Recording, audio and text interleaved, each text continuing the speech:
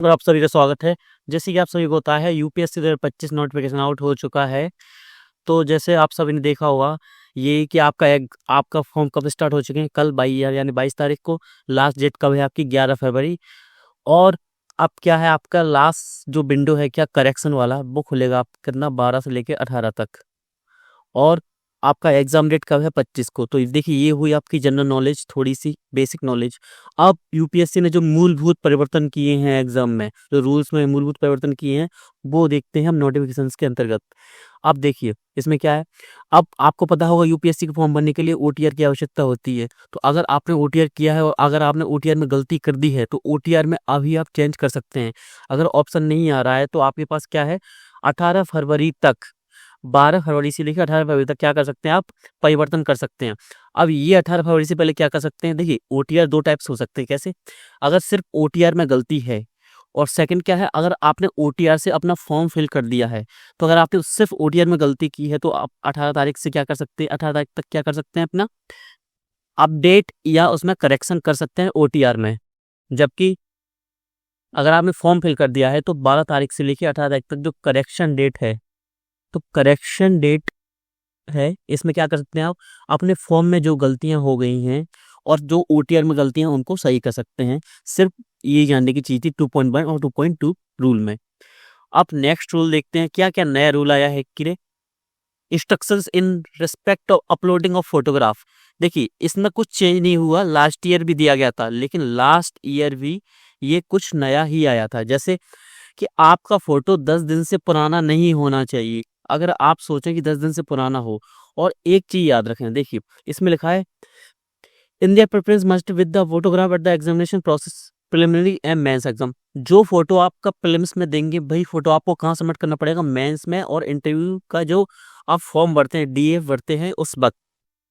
तो हमेशा एक फोटो ऐसे रखिए कि आपके पास 8 या 10 उसकी क्या हो, कॉपीज हो उस फोटो की, तो आप यूज कर सकें। और इसमें क्या चीज याद रखना है, आपको याद रखना है कि उसके नीचे क्या होना चाहिए, फोटो का 3/4 भाग क्या होना चाहिए, आपका फेस होना चाहिए। 3/4 से आप समझे होंगे कि फोटो में ज्यादा स्पेस इधर उधर का ना होना चाहिए, सिर्फ आपका फेस दिखना चाहिए यहाँ पर, सिर्फ 3/4 हिस्से में। और क्या, आपका नीचे नाम लिखा होना चाहिए और डेट लिखा होना चाहिए साथ में, जिससे क्या पता लगता है कि जो फोटो है वो 10 दिन से ज्यादा पुराना है नहीं।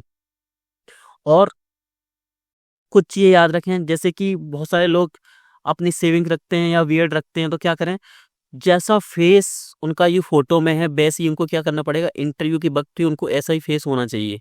थोड़े बहुत चेंजेस हो सकते हैं लेकिन ज़्यादा चेंजेस नहीं। ये लिखा है personality test for instance candidate uploads a beard photograph he must appear the same look. ये लिखा सेम लुक, जैसा आप अपने फेस को रखते हैं, जैसे आप बियर्ड रखते हैं, मस्टेज रखते हैं, तो वैसे ही आपको क्या करना है, इंटरव्यू में शामिल होना है उसी रूप में। और मेंस में भी, क्योंकि मेंस में क्या होता है, मेंस में भी चेकिंग होती है। तो याद रखें, फोटो को अच्छे से निकलवाएं। आज ही निकलवा पा रहे हैं तो 2 या 3 दिन में निकलवाएं और आराम से फॉर्म में सबमिट करें। अब नेक्स्ट क्या है, वही है ये। अब आपने अगर करंट अफेयर से जुड़े होंगे तो आपने एक न्यूज़ सुनी होगी, centre makes U turn on railway officers equipment policy. यानी सरकार ने पहले क्या किया था, अलग अलग सर्विसेज को कंबाइन कर दिया था, जो रेलवे की मैनेजमेंट सर्विसेज थी। अब इससे हुआ क्या, पहले यूपीएससी का लास्ट ईयर आप देखेंगे नोटिफिकेशन में, तो उसमें क्या था, सिर्फ 21 क्या थी आप में आपके प्रेफरेंस थी, यानी जॉब प्रेफरेंस थी इसमें, कि आप इतनी प्रकार की क्या कर सकते हैं, ये प्रेफरेंस आपके लिए सिर्फ 21 थी। लेकिन अब हो चुकी है कितनी, आपकी 23। 23 क्या बढ़ गई है, आपको सामने दिख रही होगी, Indian railway management service traffic personal accounts. यानी इन तीनों को दोबारा से अलग कर दिया गया, जो पहले होती थी। बीच में क्या किया था इन्होंने, सेंटर ने इनको मर्ज कर दिया था। लेकिन इसका फर्क ये नहीं है कि आपकी क्या होंगी, नंबर ऑफ सीट्स इंक्रीज होंगी, नहीं। नंबर ऑफ सीट्स इंक्रीज इसलिए नहीं होंगी क्योंकि पहले जो अलग अलग सीट्स थी, पहले उनको एक कर दिया गया था, अब उनको अलग कर दिया गया, तो सीट्स में कोई भी नंबर ऑफ सीट्स इंक्रीज नहीं होंगी, सीधा सा। तो सिर्फ चेंजेस क्या हुए कि ये प्रेफरेंस आपको देखने को मिलेगी इसमें। अब और कुछ मूलभूत परिवर्तन में एक चीज आया है क्या, जो कैंडिडेट अपनी ग्रेजुएशन की लास्ट ईयर में है, यानी होता क्या था कि यूपीएससी में क्या होता है कि लास्ट ईयर वाले स्टूडेंट्स को जो एस्पिरेंट हैं, लास्ट ईयर ग्रेजुएशन में हैं, उनको क्या मौका दिया जाता है प्रीलिम्स देने का। और उनसे बोला जाता था कि जब भी मेंस का वो फॉर्म भरेंगे तो उनसे क्वालिफिकेशन जो सर्टिफिकेट है यानी ग्रेजुएशन की मार्कशीट या कोई अन्य चीज़ जो क्वालिफिकेशन को आपकी दिखाती है कि आपने ग्रेजुएशन पूरी कर ली है, तो उनको कब सबमिट करना होता था, तो वो करना होता था मेंस से पहले। तो उसमें चेंज करके क्या किया गया है कि वो मेंस का एग्ज़ाम दे सकते हैं बिना कोई क्वालिफिकेशन सर्टिफिकेट दिखा के, लेकिन मेंस के बाद आफ्टर मेंस रिजल्ट जब वो किसके लिए करते हैं, इंटरव्यू की तैयारी करेंगे या इंटरव्यू कॉल उनके लिए होता है, तब उनको अपना क्वालिफिकेशन सर्टिफिकेट दिखाना होगा सीधा सा। तो इस चीज़ को अच्छे से याद रखें कि क्वालिफिकेशन सर्टिफिकेट पहले कब दिखाना होता था, मेंस से पहले। अब कब दिखाना होगा, मेंस के बाद दिखाना होगा सीधा सा। तो ये हुए कुछ मूलभूत परिवर्तन। मैंने आपको ओटीआर बता दिया है, सर्विस प्रेफरेंस बता दी है। सर्विस प्रेफरेंस में क्या है, आपको 2 सर्विस हैं वो एक्स्ट्रा देखने को मिलेंगी। मैंने आपको बता दिया ये क्यों है। अब B1 में लिखा हुआ है कि सर्विस प्रेफरेंस आपको अभी भरना होगा। पहले होता क्या था, जब आप प्रीलिम्स का एग्जाम पास करते थे उसके बाद जब आप मेंस के लिए फॉर्म भरते थे तो आपसे क्या मांगा जाता था, सर्विस प्रेफरेंस मांगी जाती थी। लेकिन अब क्या किया है, आपको प्रीलिम्स के फॉर्म भरते वक्त ही सर्विस प्रेफरेंस रखना है। तो ये सबसे मुद्दे की चीज यही है। हो सकता है जो अन्य जो चीजें हैं, जो नोटिफिकेशन में अन्य रूल्स आए हैं वो आपके इतने काम ना आए, ये लेकिन ये काम जरूर आने वाला है। तो सभी जो प्रेफरेंस भरें बिल्कुल ध्यानपूर्वक भरें। कैसे, अगर आपको कोई भी सर्विस पहले चाहिए, जैसे आईएएस पहले चाहिए, फिर आईपीएस चाहिए, तो इसमें भी याद रखें कि आप फॉरेन सर्विस को कहाँ रख रहे हैं, क्योंकि आपको पता है सर्विस प्रेफरेंस से ही क्या होता है, आपका इंटरव्यू में लगभग आधा इंटरव्यू इसी पर चलता है। तो इस चीज़ को याद रखें।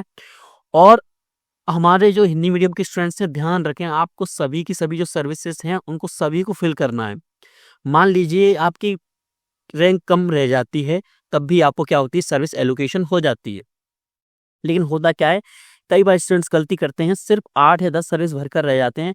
होता क्या, अगर उनकी रैंक कम आती है तो वो इसके अंतर्गत नहीं आते, तो उन्होंने सर्विस प्रेफरेंस ना भरा था, तो उससे होगा क्या, उनको सर्विस एलोकेशन नहीं होगी। तो इससे क्या होता है, एक साल पूरा बर्बाद हो जाता है सीधा सीधा सा। और सर्विस इंपॉर्टेंट होती है, यूपीएससी की कोई भी सर्विस बहुत ज़्यादा महत्व रखती है, इसलिए सर्विस सभी भरें आप। तो इसमें और की चीज़ याद रखनी है, आप याद रखनी है सर्विस प्रेफरेंस आपको अभी भरना पड़ेगा। साथ ही एक वर्ड और दिया गया है आपका सपोर्टिंग डॉक्यूमेंट्स। अब सपोर्टिंग डॉक्यूमेंट्स क्या होता है, अब सपोर्टिंग डॉक्यूमेंट्स होता है आपका क्या, देखिए बेसिक डॉक्यूमेंट्स की सबसे आवश्यकता होती है, जैसे कैसे कि आपका आइडेंटिटी कार्ड और आपका क्वालिफिकेशन सर्टिफिकेट, ये सभी से ज़रूरत होती है। लेकिन अगर सपोर्टिंग डॉक्यूमेंट्स में आप क्या देखेंगे, जैसे आप किसी आरक्षण के पात्र हैं, इसमें आरक्षण का पात्र आता है। आरक्षण कई प्रकार के हो सकते हैं, जैसे एससी एसटी ओबीसी और आपका ईडब्ल्यूएस। तो क्या करना है आपको, ये सभी आपको क्या करना पड़ेगा, प्रीलिम्स के एग्जाम के टाइम पर क्या करना पड़ेगा, आपको सबमिट करना पड़ेगा। आप देखेंगे कि इनका एक सीरियल नंबर होता है एनसीएल में, ओबीसी में, तो आपको क्या करना है, सबमिट करना पड़ता है। अब ये भी क्या है, आपका 1 अप्रैल 2024 के बाद का अपडेट होना चाहिए सीधा सा। क्यों होना चाहिए, क्योंकि हो सकता है कि आप क्रीमी लेयर से बाहर हो गए हो, तो एनसीएल में और ईडब्ल्यूएस है, उनको अपडेट कराना होता है, तो 2 कराना पड़ता है। आप सपोर्टिंग डॉक्यूमेंट्स को भी अच्छे से रखें। मतलब अब आपको करना क्या है, सभी डॉक्यूमेंट्स को पहले ध्यान से देखें, कहाँ गलती है, कहाँ गलती नहीं है। तो गलतियों को पहले सुधारें, फिर आप इसको आगे बढ़ाएं या फॉर्म सबमिट करें। अब B2 में क्या लिखा है, B.2 में कैडर प्रेफरेंस।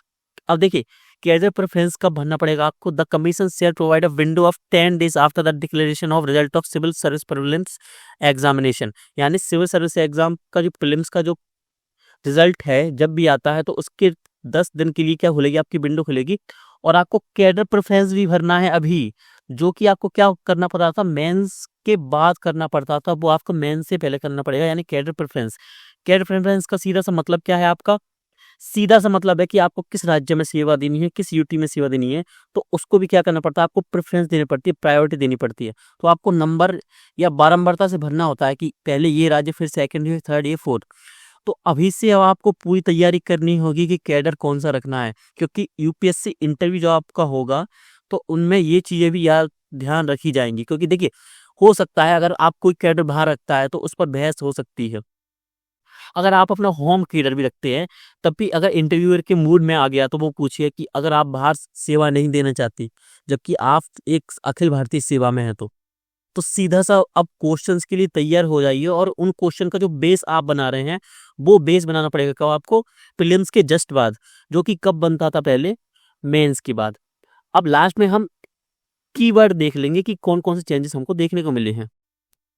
अब ये क्या है, in the period all the candidates qualified in the personality test shall also provide an option to update correspondence and permanent postal address। देखिए इसमें बताया क्या, और हायर एजुकेशनल, अगर कोई मेंस को पास कर लेता, मेंस परीक्षा पास कर लेता, मुख्य परीक्षा पास कर लेता, और उसके लिए कॉल आता है इंटरव्यू से, तो उसके लिए क्या आएगा, एक ऑप्शन रहेगा क्या, कि उसने जो कैडर भरा है तो उसमें थोड़ा क्या कर सकता है, वो अपना अपडेट कर सकता है या करेक्शन कर सकता है, कि इधर उधर कर सकता है करना चाहे तो। और सेकंड, अगर उसका कोई परमानेंट एड्रेस है, किसके आधार कार्ड, आप देखेंगे अगर आप आधार कार्ड के आधार पर बढ़ते हैं तो आधार कार्ड का जो परमानेंट एड्रेस होता है उसी को क्या करते हैं, फॉर्म में सबमिट करते हैं हम लोग। लेकिन अगर मान लीजिए किसी भी परिस्थिति बस आपका जो परमानेंट एड्रेस है वो चेंज हो गया है, तो आपके पास ऑप्शन रहेगा मुख्य परीक्षा के बाद कि आप उसको चेंज कर सकें। लेकिन ध्यान रखिए, बात के लिए कभी नहीं बैठना है, अभी से बहुत सारी चीजें ध्यान से करना है। परमानेंट एड्रेस ध्यान से बनाएं, हायर एजुकेशन क्वालिफिकेशन आपके पास है तो अभी सबमिट कर दें, बात के लिए नहीं बैठना है। अचीवमेंट इन डिफरेंस फील्ड्स, अगर आपने कुछ अचीवमेंट कर लिया है इस प्रोसेस में, यानी कुछ 5-7 महीने में, 4-5 महीने में, तो वो अगर आप भरना चाहेंगे किसमें, यूपीएससी फॉर्म में, तो आप उसको भर सकते हैं, यानी करेक्शन के रूप में। अब नेक्स्ट क्या है, नेक्स्ट है आपका IS IPS shall be required indicate when as the company may not prosecute prescribed cadre preference appointment of the IS or IPS। अब इसमें क्या बोला है, post are very carefully attention is. Second क्या है, candidates are advised periodically visit DOPTs। इसमें कुछ नहीं बताया है, कि वही चीजें दोहराई गई हैं कि आपको कौन कौन से रूल ध्यान रखना है। तो आपके याद रखने की चीज क्या है, अब याद रखने की चीज यही है कि प्रीलिम्स के समय ही आपको क्या भरना पड़ेगा, सर्विस प्रेफरेंस भरना पड़ेगा, कि आपको कौन सी सर्विस पसंद है और आपकी प्रेफरेंस क्या है उसमें, फर्स्ट कौन सा, सेकंड कौन सा, थर्ड कौन सा है। इसके बाद मेंस के बाद, सॉरी हाँ, प्रीलिम्स के बाद ही, सॉरी प्रीलिम्स के बाद, प्रीलिम्स से पहले सर्विस प्रेफरेंस, और प्रीलिम्स के बाद 10 दिन की विंडो खोलोगी, इसमें आपको क्या भरना पड़ेगा, कैडर भरना पड़ेगा, कि कैडर प्रेफरेंस आपकी क्या होगी। क्वालिफिकेशन के लिए क्या अपडेट आया है, कि जो सर्टिफिकेट आपसे कम मांगा जाता था प्रीलिम्स के बाद, अब वो कम मांगा जाएगा, तो मेंस के बाद मांगा जाएगा। फोटो में क्या है, फोटो में लास्ट ईयर ही था, लेकिन ध्यान रखने की चीज़ है कि 10 दिन के अंदर का फोटो होना चाहिए जब भी आप फॉर्म सबमिट करें, और सेम लुक जो आपका अभी है वही लुक कब होना चाहिए, आप जब आप मेंस एग्जाम देने जाएंगे, और आप कब देने जाएंगे, इंटरव्यू देने जाएंगे, तब सेम लुक होना चाहिए।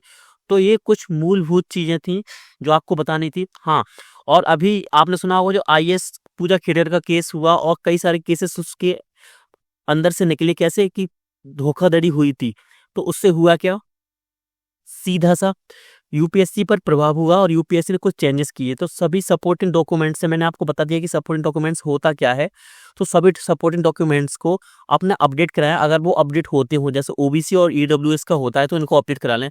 अब इसमें भी क्या है, एनसीएल, तो इसको अपडेट कराएं, और ये होना चाहिए आपका क्या, 1 अप्रैल 2024 के बाद का। तो सपोर्टिंग डॉक्यूमेंट्स को सबमिट करते समय ध्यान रखें। और एक चीज याद रखना है आपको, जब भी आप रोल नंबर सबमिट करते हैं किसका, किसी भी क्लास का, तो इसमें करेक्शन की संभावना कम होती है यूपीएससी में। तो जब भी आप अपना OTR करते हैं तो OTR में 2 या 3 बार चेक करके ही उसको सबमिट करें।